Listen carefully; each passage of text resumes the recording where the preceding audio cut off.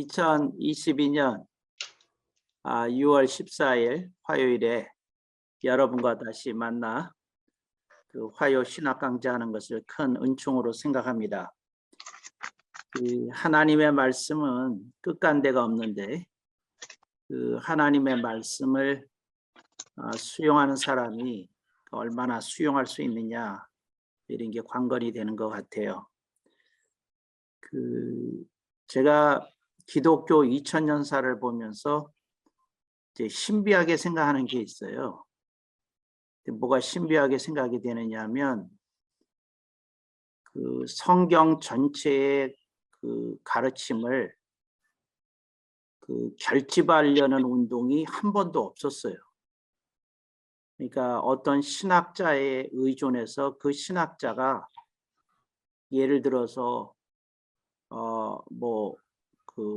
요한 칼빈이 기독교 강요를 저술했다.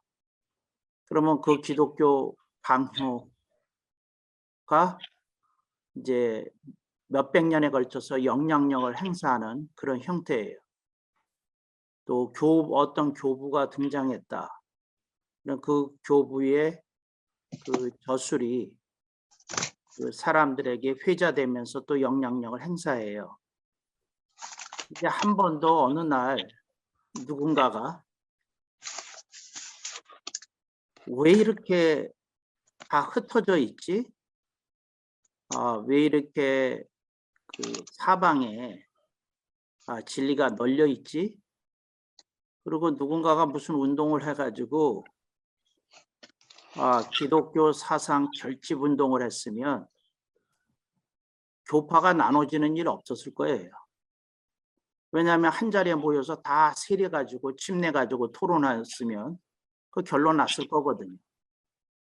성찬내가지고 다 모여가지고 온갖 이론을 다 결집해서 토론했으면 결론 났을 거거든요. 근데 한 번도 그 결집에서 우리가 이것을 예수님의 가르침에 일치시키자 하는 운동이 한 번도 일어난 일이 없고, 어떤 일이 있었느냐 하면 모두가 모두를 인정하는 쪽으로 갔어요. 그러니까 예를 들어서 침례교회에서는 침례를 주장하고 이론은 이렇다. 장로교회에서는 세례를 주장하고 이론은 이렇다. 성공회에서는 그 문제에 대해서 이렇고 이렇다. 그리고 각 교파의 입장을 서로 다름을 인정하는 쪽으로 결론을 내렸지, 성경이 말씀하시는 건 하나일 텐데 우리가 이렇게 다양하다는 것은 주님의 뜻에 어긋나는 거다. 그러니 이걸 결집해보자 하고 달려든 운동은 기독교 2000년 동안 한 번도 없었다는 거죠. 장성 교수가 공부를 좀 피 터지게 했는데, 왜 피 터지게 했느냐 하면 아무도 안 하는 결집 운동을 한 거예요. 아무도 안 하는, 어떤 주제가 있다. 그럼 다양한 교파에서는 뭐라고 얘기하나? 그리고 성경의 결론은 무엇이어야 되냐? 이런 쓸데없는 걸 한 거예요. 그러니까 장로교 신학자로서 개혁주의에 서 있다는 깃발만 꽂고 교파나 교단의 요구에 순응하면서 교과 과정에 충실하게 가르치면 되는데 나는 별 쓸데도 없는 웨슬리 신학이 뭘 말하는지, 오순절 신학이 뭘 말하는지, 모라비안 신학이 뭘 말하는지, 이딴 걸 들여다보고 있었거든요. 근데 이제 이렇게 제가 이제 공부해온 과정이었고요. 이제 이런 걸 뒤집는 운동을 해야 되는데, 내가 생전에 영향력이 있으면 이걸 뒤집는 운동을 해보고 싶었는데, 여러분들의 용기가 너무 없어가지고, 여러분들이 너무 현실에 안주해가지고 이런 운동을 못하네요. 그래서 제가 이제 생각해 온 거에, 그렇다면 나는 그동안 배운 걸 가지고 이걸 결집시켜서 그 유다교의 탈무드가 있듯이 그 장성 목사가 결집한 기독교의 탈무드를 만들어야 되겠다. 이제 이랬고요. 그 우리 간사들이 조사해 보니까 그 내가 그 결집한 우선 우리 교회 주보를 통해서 공개한 그 자료가 2,700페이지, A4 용지로 2,700페이지 정도는 됐더라고요. 그리고 이제 간사들이 이제 얘기하는 바를 토대로 이렇게 들여다보면 그 2,700페이지 중에서 한 300페이지 정도는 내가 한 페이지가 아니라 두 페이지에 걸쳐서 펼쳤기 때문에 3,000페이지 정도는 지금 된 것 같아요. 그리고 내가 갖고 있는 원고가 막대한데 그 원고 쓴 게 내가 이렇게 그 A4 용지 그거 가지고 이렇게 추산해 보면 그 20만 장은 되는 것 같아요. A4 용지로. 근데 이제 여기서 그 20만 장 중에서 10,000장 정도 추려내는 건 좀 이렇게 시간은 가겠지만 써놓은 게 있으니까 될 것 같아요. 그래서 장성 교수는 생전에 그 탈무드의 필적을, 그러니까 탈무드보다 내가 한 페이지라도 더 쓰는 게 이제 목적인데 성경은 모름지기 이렇게 읽어야 되고 이렇게 해석해야 된다 이제 하는 걸 내가 담은 책이 그 이렇게 나오게 될 거예요. 근데 이제 안타까운 건 그 나 혼자 알고 있는 게 너무 많다는 거죠. 그러니까 이걸 뭐 어디서부터 얘기해야 될지 참 그래요. 내가 혼자 있을 때 내 자신이 광자라고 생각하거든요. 미칠광, 놈자. 내가 미친놈 같아요. 왜 미친놈 같으냐면 그 성경을 읽으면서 장성 교수는 A라고 해석을 하는데 모든 기독교 사상가들은 B, C, D, E, F로 해석한 데가 너무 많더라고.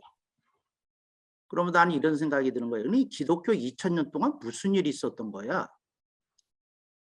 그러니까 이게 2000년 동안에 그 다른 사람이 했던 얘기는 다 틀리고 그 장성 교수가 자기는 읽으면서 A라고 해석이 됐으니까 근데 그 A를 들여다보면서 이건 왜 아무도 얘기 안 하고 나만 얘기하는 거야? 이제 이런 게 너무 많이 있어요. 뭐라고 설명할 수 없는 그런 게 많이 있는데 아이고 이걸 뭐 어떻게 말하겠어요. 오늘 이제 주제로 이거는 이제 서두로 이제 꺼낸 얘기고 인격에 대해서 얘기를 하겠어요. 인격. 여러분이 인격이라고 얘기를 할 때에 이 인격을 다른 말로 말하면 사람다움입니다. 사람다움. 네, 하나님이 사람을 창조하셨어요.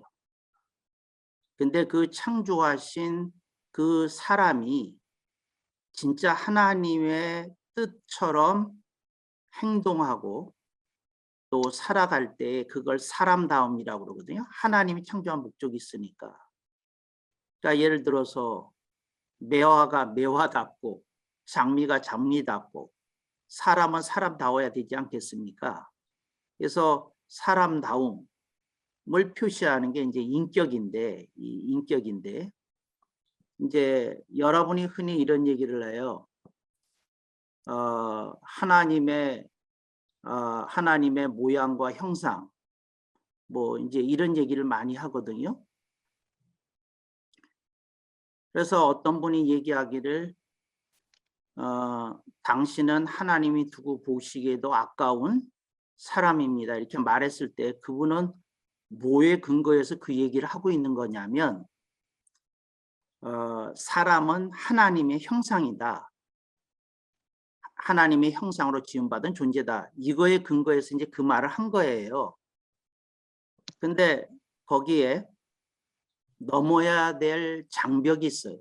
근데 그 장벽이 뭐냐면 원죄. 그러니까 그 원죄를 설명해야 되거든. 인간의 죄성을 설명해야 되거든. 이게 무슨 말이냐면 아담이 범죄했을 때 그걸 원죄라고 그러는데 그 원죄로 인해서 하나님의 형상은 파괴되었거든. 그러니까 원죄를 얘기할 때는 하나님의 형상이 파괴되었다고 얘기를 해. 근데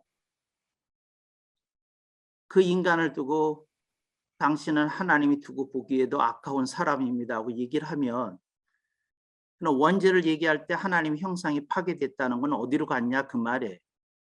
여러분이 어떤 얘기를 할 때 처음과 끝이 수미일관 똑같아야 돼. 처음과 끝이. 그러니까 뭐냐면 하나님의 형상은 원죄를 얘기할 땐 파괴되었고 사람에 대해서 긍정적인 태도를 강조할 때는 하나님의 형상이라고 얘기하고 하는 건 앞뒤가 안 맞거든.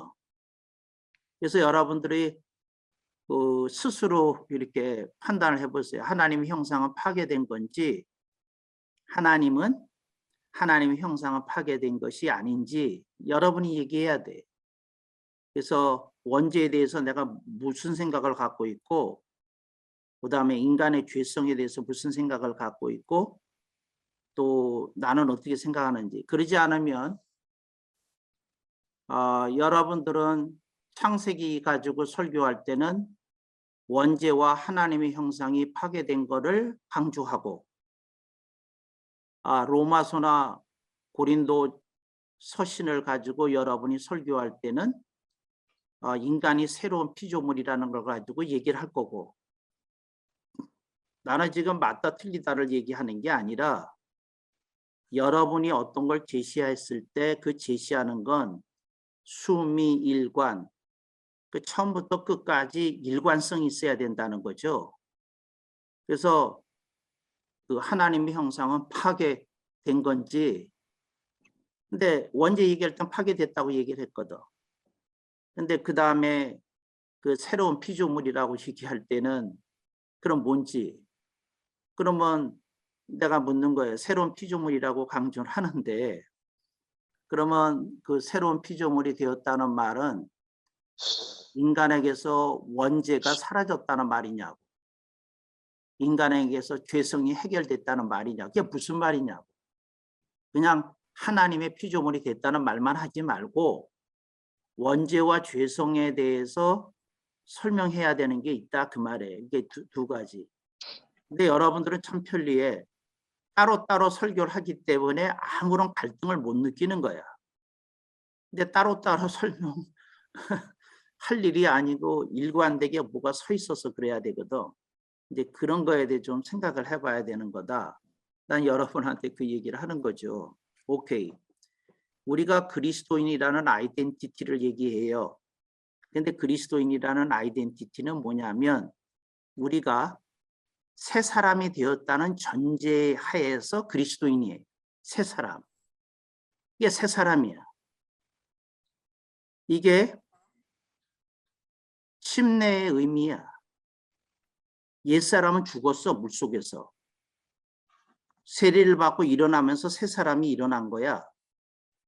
그런데 내가 묻는 건 이거야. 그 새 사람 안에 죄성의 문제가 해결이 됐냐고. 근데 죄성의 문제가 해결이 안 됐으면 얘기를 해야 돼.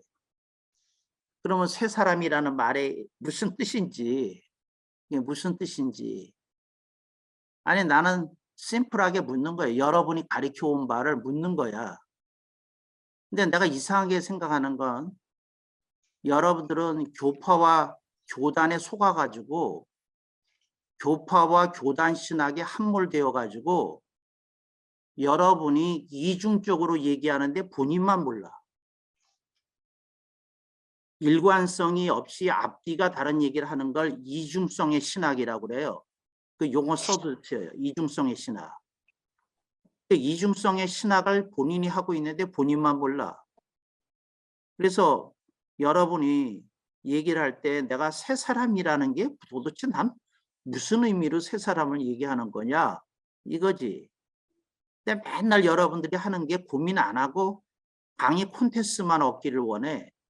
그러니까 여러분이 회개부터 해야 돼요. 주님, 내가 창세기를 설교할 때에는 인간의 원죄와 죄성에 대해서 얘기하고 바울 신학을 얘기할 때는 새 사람을 강조하면서 아주 인간이 완전해졌다는 냄새를 풍겼고, 근데 내가 이런 것에 대해서 갈등조차 못 느끼면서 매번 설교 행위를 해왔는데 이거 수치스럽습니다. 이러고 고개 푹 파물고 울어야 돼. 근데 아무도 안 울거든. 그리고 꺼리낌 없이 왔다 갔다 하면서 설교하고. 근데 이런 걸 예를 들어서 신학교에서 애당초서부터 연결시켜서 거론하고 고민하고 얘기를 했어야 되거든. 그래서 내가 하는 말이 이거예요. 새 사람이 됐다. 구원받은 사람이 됐다. 그게 그 문제로 끝날 일이냐. 죄성의 문제는 어디 갔냐 하고 묻는 거예요. 예수님이 말씀하신 중생이라는 게 이게 뭔 뜻이냐. 근데 그걸 여러분이 알아서 제대로 해결하지 않으면 세월이 지나가면 그 갈증을 해결하기 위해서 또 다른 신학이 나올 거야. 인간은 끊임없이. 인간은 그 갈증을 느끼며 뭔가 또 새로운 신학을 만들어내거든. 장성 교수는 새로운 신학을 만들어내는데 관심 없어요. 예수님의 신학에 관심이 있지. 예수님 뭘 말씀하시려고 그런 거냐? 거기에 관심이 있다고. 근데 아무도 이런 고민을 제기하지 않으니까 장성 교수는 새로운 신학을 얘기하는 사람처럼 들리는 거야. 보이는 거고. 나는 한 번도 장성을 가리킨 적이 없거든. 예수님을 가리키고 성경을 가리켰지. 근데 아무도 이런 소리를 하니까 내가 부각되긴 해요. 근데 이제 그런 게 있다. 그래서 인격의 문제거든. 그래서 인격의 문제를 다룰 때 그거예요. 그 다음에 내가 또 하나 찔릴 테니까 여러분들이 대답을 해야 돼. 여러분들은 설교하면서 원죄와 죄성을 혼돈해서 가르쳐. 그래서 내가 신학교 그 교과서를 푸는데 이봐요. 이봐요. 내가 좀 소리 한번 치를 테니까 너무 놀라지 마시고. 원죄는 없어. 내가 자칭 신학자라고 하는 사람인데 이 말을 그냥 했겠어? 내가 하는 말을 잘 들어요. 원죄는 아담이 지은 죄야. 당신은 에덴 동산에 있지도 않아서 근데 당신에게 무슨 원죄가 있겠어?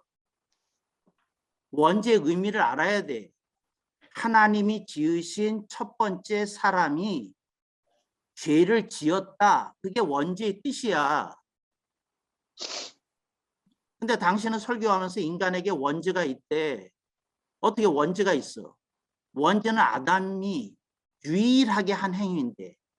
이게 뭐냐면 다른 사람은 원죄 짓는데 동참 안 했어. 하와는 있지만 아담과 하와는 원죄를 지었다고 얘기할 수 있겠지만 당신은 거기 없어. 그러니까 원죄가 아니야.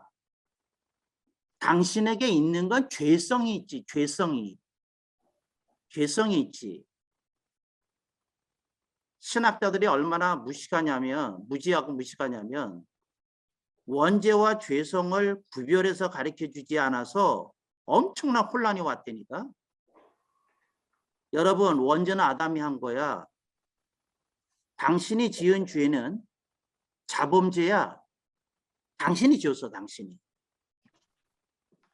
당신은 원죄 지은 일이 없어. 근데 원죄를 통해서 인간에게 죄성이 들어왔다. 이렇게 얘기해야지. 그러니까 당신에게 있는 건 죄성이야. 근데 오케이. 근데 여러분들이 이걸 부정하고 이제 새로운 이론 만들려면 엄청 고생할 거야. 근데 그 다음 얘기를 하려고 그래요. 근데 여러분은 인간의 아름다움에 대해서 자꾸 얘기하고 싶은 유혹을 느껴. 근데 내가 이제 묻는 말이에요. 그럼 죄성의 반대말이 뭔지를 얘기할 수 있어야 되거든. 내가 감히 얘기하는데 여러분은 한 번도 죄성의 반대 개념을 생각해 본 일도 없고 찾은 일도 없어. 내가 물어. 인간에게 죄성이 있다면, 생긴 거야. 아담과 하와의 범죄로 인간에게 죄성이 생겼어. 그러면 죄성이 인간으로 들어오기 이전에 인간에게는 뭐가 있었나? 그걸 묻는 거야, 내가 묻는 거. 여러분이 한 번도 생각해보지 않은 걸 묻는 거예요. 뭐가 있었나? 그게 죄성의 반대말이야. 죄성의 반대말. 여러분이 찾아. 이게 정말 여러분이 얼마나 성경을 읽으면서 고민하지 않고 읽는지 알아요? 고민하지 않고? 나는 처음에 원죄 얘기를 듣는데 당장 알았어. 초등학교 때. 초등학교 3학년 때인가 그랬어. 그래서 전도사님 가르치는데 내가 그랬대. 전도사님, 나는 에덴 동산에 있지도 않았는데 모든 사람에게는 원죄가 있다는 말이 안 되는데요. 내가 그랬다니까. 전도사가 너무 놀래가지고, 야, 그런 이단 같은 말 하면 안 돼. 뭐가 이단이에요? 나는 그때 태어나지도 않았는데, 우리 아빠 엄마도 태어나지도 않았는데 무슨 원죄가 있어요? 원죄는 아담이 지은 거죠. 그랬어.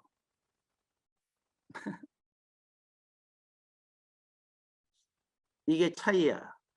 말씀을 들을 때 들여다보고 듣는 거하고 그냥 듣는 거하고. 근데 그건 내가 인정이 돼요. 나는 어렸을 때서부터 뭐라 그래야 되나, 논리, 합리, 논리적이지 않고 합리적이지 않고 이성적이지 않은 건 하나도 안 받아들였어. 하나도. 그래서 이제 장성 신학이 이제 이렇게 펼쳐질 수 있는 그 토대가 형성이 됐지만, 그래서 여러분은 내가 묻는 거예요. 죄성의 반대가 뭐야? 다 못할 거야. 생각해 본 일 없으니까. 이제 앞으로 고민해. 오늘 안 가르쳐 줄 거야. 그 고민해야 돼, 여러분이. 그게 뭐지? 근데 이걸 왜 놓쳤지? 그리고 고민하고 막 그래야 돼. 이걸 여러분들이 좀 생각해야 되는데, 그래요. 인격에 대해서 얘기를 할 때에 보통 지정의를 얘기해요. 지정의. 인격에 대해서 얘기를 할 때.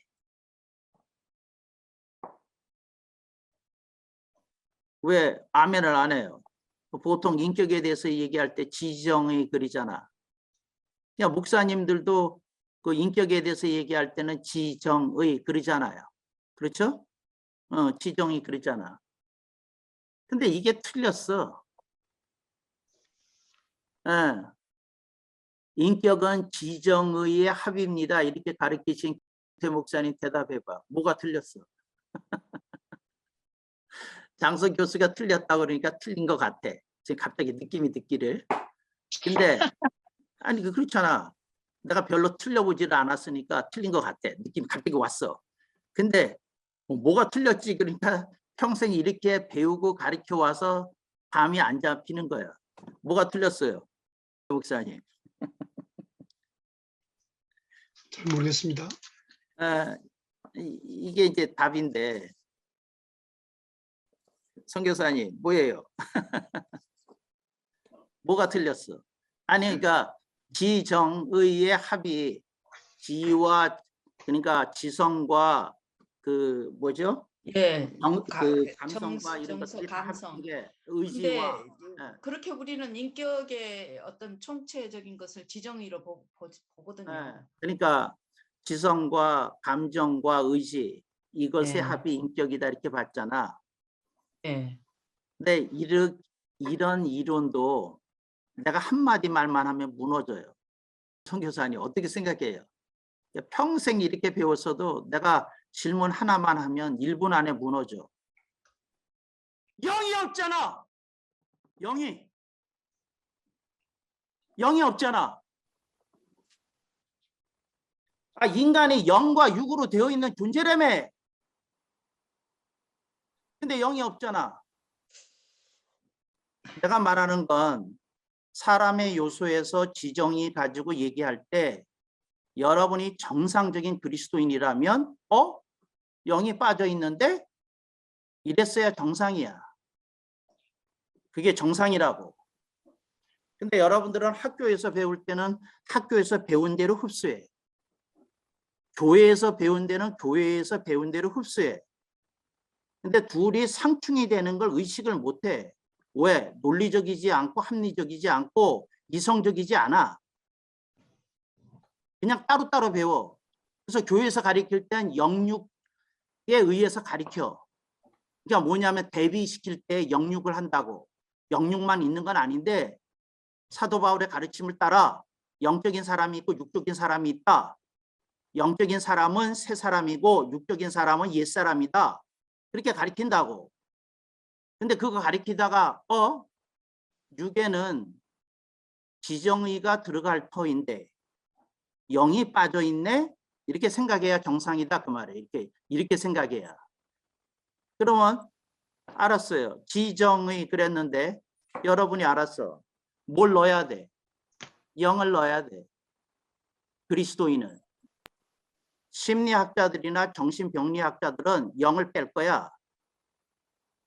근데 여러분은 목회자고 선교사잖아.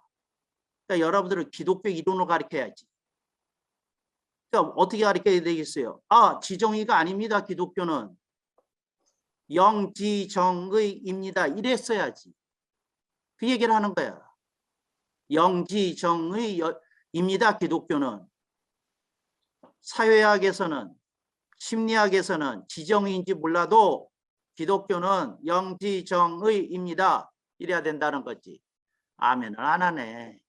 아멘, 아멘. 소리를 쳤더니 마음에 상처가 됐나. 아멘을 안 하는 친구가. 저렇게. 아이고. 생각할 것도 없어요. 왜 생각할 것 없냐면 우리는 영의 존재를 믿으니까. 그리고 인간에게 지정의가 있는 게 사실이니까. 그러니까 여러분들이 순식간에 영지정의 이거 배운 거야. 근데 그래서 인격에 뭐라고요? 3대 요소가 아니라 4대 요소가 생긴 거야. 근데 내가 이제 진짜 질문을 하는 거야.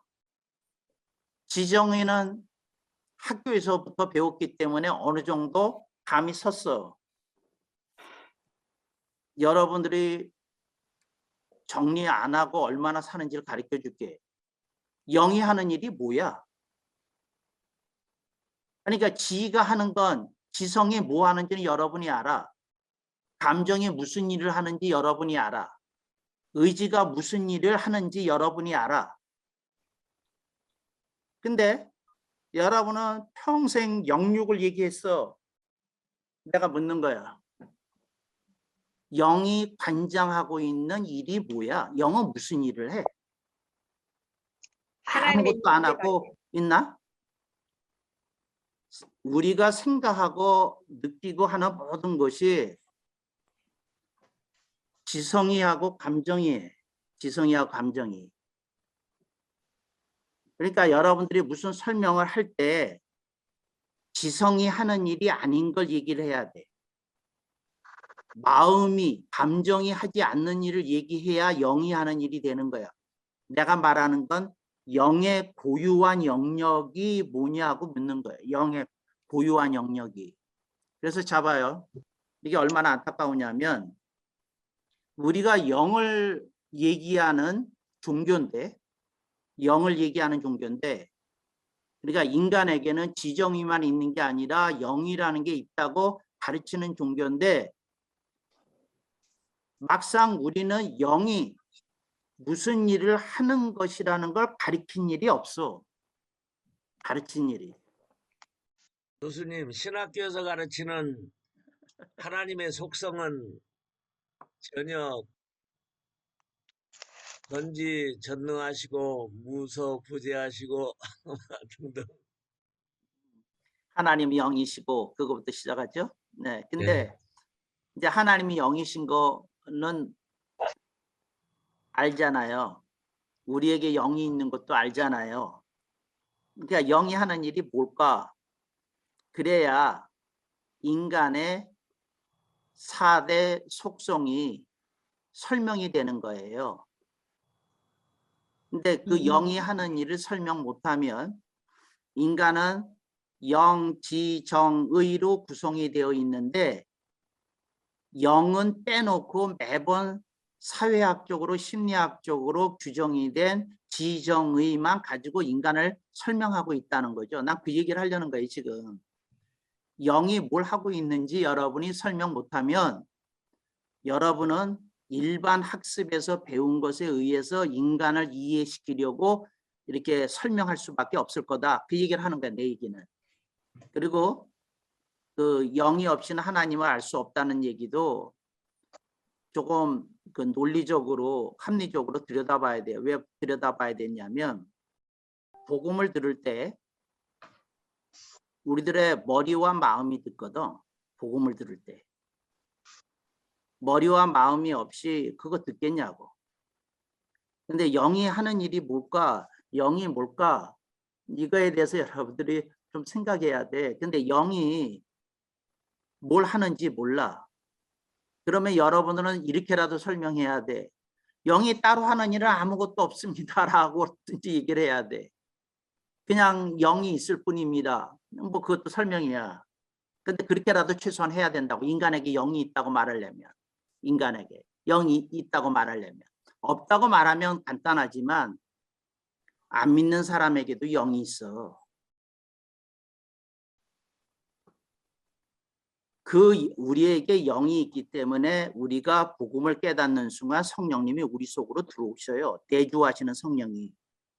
그렇지만 여러분이 기억할 건 구원받지 않은 사람에게도 영이 있다고.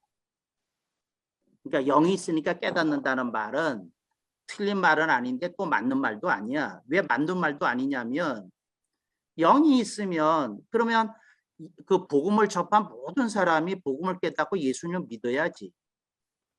그러니까 그건 아니거든. 현실적으로 나타나는 현실이. 그렇다면 인간에게는 특성이 있는데 다른 만물하고는 다르게 하나님이 그 영과 흙으로 짓게 해주신 것이 인간인데 그렇다면 그 영은 그 지정의와 다르게 무슨 일을 하지 하고 여러분이 오래전에 관심을 가졌어야 된다. 그 얘기를 하는 거야. 그리고 나는 무슨 얘기를 하는 거냐면 영은 아무 일도 안 해요. 그렇게라도 설명해야 된다는 거야. 아무 일도 안 한다고. 그리고 지정의가 다 한다고. 오케이. 뭐 그렇게도 설명하면 받아들이겠어. 근데 영이 뭘 하는지를 얘기를 해야 돼. 근데 여러분들이 바울 서신을 주의 깊게 읽어보면 사도 바울은 끊임없이 영적인 사람과 육적인 사람을 나누고 있거든. 그러니까 무시하기에는 간단하게 치부하기에는 너무 많은 말을 해. 그리고 영적인 사람이 새 사람이고 육적인 사람이 옛 사람이고 끊임없이 얘기하거든. 그러니까 그게 뭔지에 대해서 여러분들이 생각해서 해야 되는 거. 그래서 내가 숙제를 주는 거야. 뭘 주느냐면 인간에게 원죄라는 것이 들어와서 죄성이 생기기 이전에 하나님이 우리 인간에게 심어준 걸 뭐라고 부르냐. 그거에 대해서 생각을 해야 돼. 그거에 대해서. 그리고 그 다음에 인간에게 죄성이 생겼다. 이제 그렇게 얘기를 하면 두 가지가 있는 거죠. 오케이. 그 두 가지 여러분들이 찾아야 되는 거고 그 다음에 여러분이 고민해야 될 건 영이라는 게 무슨 일을 하는 거냐. 영이라는 게 몸은 밥을 먹잖아. 생각은 생각을 하잖아. 마음은 상처를 입잖아. 근데 영은 뭘 하지? 그 설명할 수 있어야 돼. 그래서 이런 관점에서 여러분들이 바울 서신 다시 읽어봐야 돼. 그래가지고 그 고민하고 읽고 뭐하고 그러면서 피 터지게 성경 구절 가지고 나한테 물어야 돼. 이 구절 가지고 영을 설명할 수 있는 구절 이게 맞습니까? 하고 여러 개 물어봐야 돼. 여러분은 영이라는 주제를 가지고 성경을 읽지 않았어.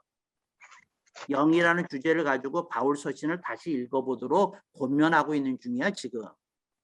그래서 사도 바울은 영을 어떻게 바라봤는지 어떻게 해서인지 고민하고 읽어보라. 그 얘기를 하고 있는 중이에요. 오케이. 그런데 이 인격인데 잡아요. 영지정의 잡아요. 여기 봐. 영지정의인데 이 네 가지가 뭐를 구성한다고요? 인격을 구성해. 인격을. 영지정의가 인격을 구성해. 근데 이 인격이 사람마다 다 달라. 그 깊이가. 그런데 오늘 내가 말하려는 건 내공이라는 얘기를 좀 하려고 그래요. 내공이라는 얘기.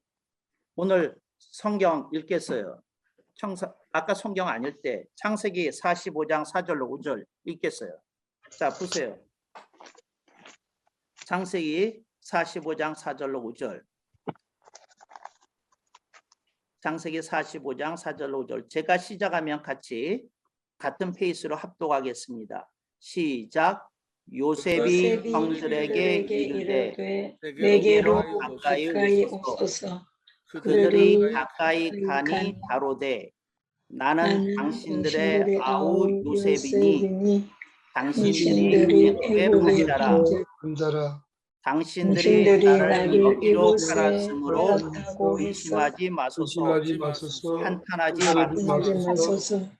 하나님이 생명을 원하시려고 나를 당신들 앞에 보내셨나이다. 아멘. 그 장성 목사가 고쳐서 번역한 데를 보면 5절에 이곳을 나는 여기로 번역을 했고요. 여기. 그 다음에 그 아랫줄에 가서 하나님이 나는 이렇게 번역했어요. 하나님이 목숨을 보존하시려고. 자, 목숨을 보존하시려고 이렇게 번역을 했고요. 그 생명을 구원하려고 이제 이렇게 번역했는데 난 목숨을 보존하시려고 나를 당신들 앞서 보내셨다. 이거 뭐 이제 성경을 읽는 차이니까 여러분들이 이제 그렇게 이해하시면 되겠고요. 요셉이 형들에 의해서 노예로 팔렸어요. 또 형들은 그 전에 그를 죽이려고까지 했었어요. 근데 피를 자기들 손에 묻히지 않겠다는 생각 때문에 죽음보다 더한 노예로 이제 그것도 외국으로 이국으로 팔아 넘겼죠. 근데 요셉이 인생에 많은 걸 겪고 난 다음에 이 사람에게 속에 깊이가 생겨. 그걸 나는 내공이라고 부른 거예요. 그래서 뭐라 그러냐면 나는 당신들의 아우 요셉이니 당신의 애굽의 판자라. 그러나 당신들 나한테 그런 행위를 했다고 근심하거나 한탄하지 마라.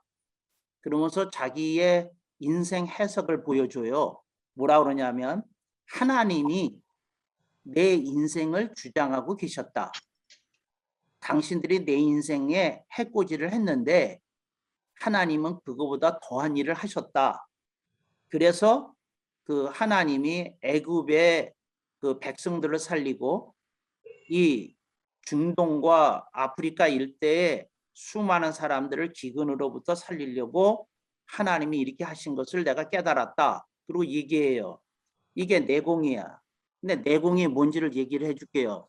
이게 무술에서 말하는 내공하고는 전혀 다른 얘기고요. 무슨 얘기를 하는 거냐면 인생을 깊이 있게 해석하는 기술을 장성 교수는 자신의 신학 용어에서 내공이라고 그래.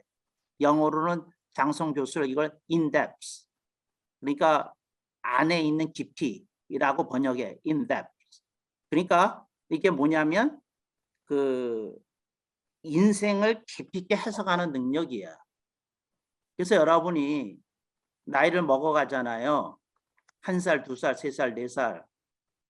근데 내가 장담하는데 여러분 천국에 가면 기절할 일이 기다리고 있어. 여러분이 평생 처음으로 죽으면 예수님의 시각으로 여러분의 인생을 봐. 내가 그 가사 체험에서 내가 이렇게 절실했던 게 뭐냐면 내가 보는 인생이 아니구나. 하나님이 보시는 인생이 따로 있구나 하는 걸 난 그걸 본 거야. 그러니까 그 장성 교수님은 천국 가서 뭘 보셨습니까? 난 천국의 건물도 본 게 아니야. 뭘 봤습니까? 하늘에서 보는 나의 인생과 내가 평생을 보면서 살았던 인생과 이렇게 큰 차이가 나는구나. 그걸 배웠어. 그걸. 그게 내공이 생겼다고. 그게 내공이야. 내공. 나는 여러분한테 물어. 여러분이 나이가 먹어가서 10대에서 20대로, 20대에서 30대로, 30대에서 40대로 이렇게 50대로 뭐 그 이상도 넘어가는데 내공이 생기냐고. 그러니까 내가 말한 내공은 인생을 깊이 있게 해석하는 기술이라고 그랬어. 능력이라고. 지혜이기도 하고 기술이야. 근데 그게 생겨야 여러분이 인생의 시점에서 지금 내가 뭐 해야 할 때가 보여. 그러지 않으면 여러분은 현실에 끌려다녀. 세상에 끌려다니고. 그러니까 내가 얘기했죠. 천국에 가면 비디오 2편 본다고. 그러니까 나의 일이라는 건 내가 내 시각에서 평생 산 인생의 비디오를 보여줘요. 한 편을. 그런데 이 편에서 뭘 보냐면 주님이 내 인생을 어떻게 봤는지를 보여주는 두 번째 비디오가 있어. 거기서 기절해. 압도당해. 압도당해. 압도당해. 내가 그걸 어떻게 다 설명할 길이 없는데 그래요. 그래서 인격에 내공이 생겨야 되는데 그래서 인격에는 뭐가 있느냐? 영이 있고 지가 있고 정이 있고 의가 있다. 근데 그걸 통해서 하나님은 뭘 원하시느냐? 너의 인격에 내공이 있느냐? 하고 물으신다는 거예요. 내공이 뭡니까? 장성 교수한테 물어라. 인생을 깊이 있게 해석하는 기술이 있느냐? 그런 거예요. 그랬더니 두 번째 질문이 인격을 해석하는 게 내공이라면 내공의 최고 경지가 뭡니까? 그랬더니 하늘의 시각으로 인생을 내려다봐야 된다는 거야. 하늘의 시각으로. 하나님이 주님이 보시는 것처럼 성령님이 보시는 것처럼 인생을 바라봐야 그게 진짜 인생이라는 거야. 근데 사람은 자기의 시각을 가지고 평생 보면서 산다는 거예요. 자기 평생 가지고. 아니다. 이거 정말 이걸 어떻게 하면 좋냐고. 사도 바울에게 다메섹 사건이 일어났어. 누가 나한테 물어보면 그거야. 내공이 열린 거야. 인격의 내공이. 그러니까 자기가 바라보던 관점이 다 쓰레기. 그냥 사도 바울이 그런 얘기 하잖아요. 배설물이라고. 그 직접 헬라어로부터 번역하면 똥이라고 번역해도 괜찮아. 근데 그게 다 똥이더라는 거야. 다 똥오줌이라는 거야. 사도 바울이 보니까. 근데 그 말을 왜 할 수 있었느냐면 이 내공이 생겨가지고 내가 여태까지 뭘 보고 산 거야 하는 깨달음이 일어난 거야. 이게 참 이게 놀라운 일이 벌어진 거지. 근데 그 사도 바울의 회심 전에 있었던 많은 일들이 있는데 아니 나는 사도행전적인 걸 얘기를 하는 게 아니고 그 하나님이 내가 오랫동안 연구했던 건 이런 거였거든요. 그 하나님이 사도 바울을 왜 부르셨을까? 그리고 뭘 보셨을까? 이제 이런 걸 본 거예요. 그래서 난 바울 서신을 그런 각도에서 오랫동안 읽었거든. 근데 그거는 뭐 나중에 한번 나눌 기회가 있겠죠. 그런데 이제 중요한 건 뭐가 생겼다는 거야, 내공이. 그래서 하늘의 시각에서 자신의 인생을 보고 이걸 영어로는 이렇게 표현해. upside down. 자기가 꼭대기라고 생각했던 게 바닥을 쳤고 바닥이라고 생각했던 것이 downside up. 바닥이라고 생각했던 것이 위로 올라갔어. 그래가지고 그 전과는 전혀 다르게 살고 그래요. 사도 바울이 주님이 부르셨을 때 제일 먼저 한 일이 뭔 줄 알아요? 부인하고 해원을 했어. 해원. 해원이 뭐냐면 여보 주님이 나를 부르셨어. 이제 우리는 정상적인 부부관계를 맺는 부부로 살 수 없어. 그리고 나는 내 인생의 제2막을 주님께 다 드리기로 했기 때문에 난 가정에 묶일 수 없어. 오늘부터 당신과 나는 겉은 부부지만 형제로 삽시다. 그 선언을 했어. 그래가지고 사도 바울이 부인과 해원을 하고 부인은 부인대로 사역하고 본인은 본인대로 사역했어. 근데 사도 바울이 결혼했다는 거 어떻게 합니까? 그건 랍비였어. 근데 랍비는 결혼하지 않으면 랍비가 못 돼. 아주 심플해. 그러니까 뭐 따질 게 없어. 그러니까 사도 바울이 결혼하지 않았다는 무슨 온갖 신약학자들이 있는데 그건 유다교의 일도 모르는 사람이 떠들어대는 헛소리야. 그러니까 결혼하지 않는 사람은 랍비가 못해. 왜 못되냐면 결혼하지 않는 사람은 어떻게 부부관계를 지도할 수 있겠느냐는 게 유다교의 신념이야. 당신이 결혼 안 해봤는데 무슨 부부관계를 가르쳐. 당신이 자녀를 낳아서 키워보지 않았는데 무슨 자녀 교육을 가르쳐.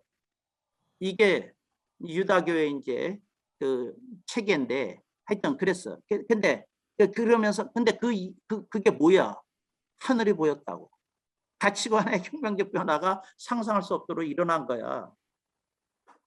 당신이 보고 있는 세계관 가짜야. 당신이 보고 있는 인간관 가짜고 다 가짜야. 내가 감히 얘기해. 왜냐하면 진짜인 사람은 그렇게 못 살아. 진짜 온 사람은 사도 바울처럼 살지. 그런데 이게 요셉에게 일어난 일이야. 요셉이 어떻게 써야 되느냐면 형제들을 혼냈어야 되거든. 문초했어야 되거든. 그리고 그들의 철저한 회개를 들었어야 되거든. 근데 그런 과정 안 거쳐. 왜 안 거칠까? 하늘을 체험한 사람이야, 하늘을. 하늘을. 그게 문제가 안 돼. 그러니까 내공이 생긴 사람이라고, 내공이. 이걸 어떻게 하면 좋아? 내공이 생겼다니까. 다르게 살아. 다르게 살아. 그거에서 벗어나 있어. 중산층의 신화를 한 단어로 말하면 뭐라고 얘기하느냐면 물량주의라고 얘기해요. 물량주의야. 근데 그 물질적인 것의 풍성함을 추구해. 그러니까 물질만 추구하는 게 아니라 양의 풍성함도 추구해. 이게 물량주의야. 그냥 물질주의가 아니야. 물량주의야. 그러니까 예를 들자면 목사도 교인 수에 의해서 인격이 결정되는 시대야. 요즘은. 교인 없으면 존경 못 받아. 교인 없으면. 교회당 작으면 별로 존경 못 받아. 이게 물량주의의 영향이라니까. 그래. 근데 하여튼 여러분한테 얘기해요. 이게 내공이라고. 내공. 근데 내공이 바뀐 사람은 어떻게 사느냐? 영원한 상급을 위해서 살아. 그게 영원한 거니까. 그런데 영원한 그 상급이 그렇게 사도 바울처럼 리얼하게 보이지 않는 사람은 어떻게 사느냐? 내가 얘기했잖아. 중산층의 신화라고 하는 토대 위에서 그러니까 나도 남들만큼 살아야 돼. 좋은 차 끌어야 되고 좋은 집에 살아야 되고 교회도 아담하게 하여튼 아름답게 지어야 되고 뭐 해야 되고 교인도 좀 있어야 되고 그걸 신화 속에서 그걸 향해서 노력하면서 살아. 그걸 향해서 그렇게 하면서 살아. 그리고 그 위에 성공이라는 꽃을 피우려고 그러면서 살지. 근데 그게 아니라 이렇게 내려놓고 그렇게 한다는 거 그게 쉬운 일 아니야. 쉬운 일. 근데 그게 이제 그 인격의 내공이라는 거지. 그게 딱 나타난 사람이. 그래서 이제 결론에 가서 그러면 인격의 내공이 있는 사람에게는 뭐가 있는 건가요? 하나님의 형상이야. 그게. 인격의 내공이 제대로 꽃 피운 사람에게 나타나는 모습이 그게 하나님의 형상이야. 그게 하나님의 형상이야. 그게 하나님의 형상이야. 그게 무슨 말이냐면 인간으로 태어났던 거 그 자체만으로 하나님 형상이 아니야. 그 자체만으로. 그걸 성경적인 근거 어디서 되겠습니까? 그리스도 안에 있으면 새로운 피조물이 되었으니 뭐라 새롭게 됐다. 내가 기침 때문에 제대로 말을 못하는데 어떤 사람이 방탕한 생활을 하는데 인간이라는 이유로 새로운 피조물이라는 타이틀을 붙여줄 수 있겠느냐고. 인간이라는 이유 하나만으로 없지 않아. 그러니까 제대로 꽃 피운 거 그 얘기를 하는 거야. 그랬더니 인격의 내공이라는 건 어떻게 해서 도출된 신학 개념입니까? 어떻게 돼서 도출된 개념이냐면 인간다움이 뭐냐? 그게 인격이다 그 말이에요. 인격은 세상에서는 세 가지로 얘기하는데 성경은 네 가지로 얘기하더라. 그 얘기를 한 거야. 네 가지로. 영이 하나 더 있어야 되더라 얘기한 거야. 그런데 그 사람들은 왜 그렇게 살았는지를 설명하다 보니까 내공이라는 말이 나오더라 그 말이에요. 내공이. 그게 뭐냐면 그 사람들은 근데 이 내공이라는 단어가 왜 필요했습니까? 내가 얘기하는 거야. 그러면 길게 말해야 되거든. 뭐라고? 하늘의 입장에서 인생을 해석하는 기술. 이렇게 많이 얘기해야 되잖아. 한 단어로 얘기하니까 내공이라고. 인격의 내공. 그래서 용어는 왜 필요하냐? 긴 개념을 한 단어로 압축시킬 수 있으니까 그 개념을 쓴 거야. 그래서 내공이라고 말한 거야. 근데 왜 내공입니까? 다른 사람 눈에는 안 보여. 그 사람 속에 있지. 겉에 있는 게 아니야. 속에 있어. 속에. 요셉의 속에 요셉의 인격에 내공이 있었다고. 형들에게 형들의 인격에 내공이 있었겠지. 얼마나 얕은지 뭐 깊은지 그건 들여다봐야 되겠지만. 그래서 그게 내공이야. 그래서 내공이 있는 사람은 어떻게 산다고요? 영원한 상급을 보고 살아. 근데 인격에 내공이 없는 사람은 증산층의 토대 위에서 물량주의로 무장하고 남들처럼 살아. 한 단어로 말하면 남들처럼 살아. 남들처럼 살아. 내가 목회자 선교사들 보면 다 얼굴에 써 있어. 팻말을 다 꽂고 있어. 남들처럼 삽니다 하고 쓰고 있어. 여러분 다르게 살아야 돼. 다르게 살아야 돼. 그렇게 간단한 얘기가 아니야. 다르게 살아야 돼. 다르게 살아야 돼. 내가 하나 얘기할 수 있는 게 뭐냐면 나는 고귀하게 살지 않는 사람을 한 번도 존경해 본 일이 없어. 부러워해 본 일이 없어. 부러워해 본 일이 없어. 그 사람이 아무리 부자가 아무리 성공하고 아무리 큰 교회 가고 그래도 한 번도 눈꼽만치도 1초도 내가 그 가사 체험을 한번 하고 난 뒤로는 한 번도 눈꼽만치도 1초도 부러워해 본 일도 없고 침 흘리는 일 없고 그리고 존경해 본 일 없고 다른 일 없고 침 흘리는 일이 없고 그래. 그래서 내가 교단에서 유명했다니까 가진 거 쥐뿔도 없으면서 그러면서 네? 뭐가 저렇게 당당해. 이 소리 나 자주 들었어. 뭐가 저렇게 당당해. 그랬다고요. 근데 그거 안 했거든. 내가요 목회하면서 한 번도 아무 교회 도움을 받지 않았어. 왠 줄 알아요? 천국 가면 그것 때문에 상급이 깎이더라고. 난 그걸 봤거든. 그래서 어떤 교회가 오면 악착같이 그 교회가 우리 교회에 10만 원을 주면 11만 원 헌금해서 보냈어. 그게 계좌 알아가지고. 받은 적 있어. 근데 11만 원 보냈어. 즉시. 도움 안 받았어. 근데 왜 안 받았냐고. 이게 내공이야. 왜 부러워 안 했느냐고. 진짜로 봤거든. 왜 그렇게 사느냐고. 내가 비디오를 봤다니까. 그렇게 살면 안 되겠더라고. 그리고 그렇게 사는 거야. 중산층의 신화? 아이고. 그 개들이 먹는 고기를 왜 쳐다보기라도 하겠어. 아니야. 그렇게 살지 않았어. 정말이야. 여러분들이 내 제자라면 인격의 내공이 서야 돼. 그리고 남들처럼 사는 모습 가지고 내 옆에 얼씬거리지 마. 당신의 냄새가 나한테 묻어올까 겁나. 떨쳐야 돼. 그리고 다른 눈빛 가지고 살아야 돼. 금방 죽어. 내가 하는 말이 금방 죽어. 무슨 얘기를 하고 있어. 금방 죽어. 누가 누구를 속이려고 그래. 금방 죽어. 그리고 오늘 준 숙제 하셔야 돼. 뭐라고? 영이 하는 일이 뭘까? 그래서 바울 서신 읽어보라고 그랬죠. 영과 육에 대한 없어 샅샅이 훑어. 그리고 감이라도 써서 이렇게 얘기해야 돼. 내가 영이 하는 일이 뭔지 감이 왔습니다. 또 여러분 성령 체험도 하셨잖아. 은사도 받았잖아. 영이 하는 일이 뭔지 얘기를 해야 돼. 영이 하는 일이. 그리고 내공에 대해서도 좀 고민해야 되고. 그래서 내공이라는 주제로 바울 서신 다시 읽어야 돼. 그리고 마지막으로 한마디 해야 되겠어요. 이거야. 뭐냐면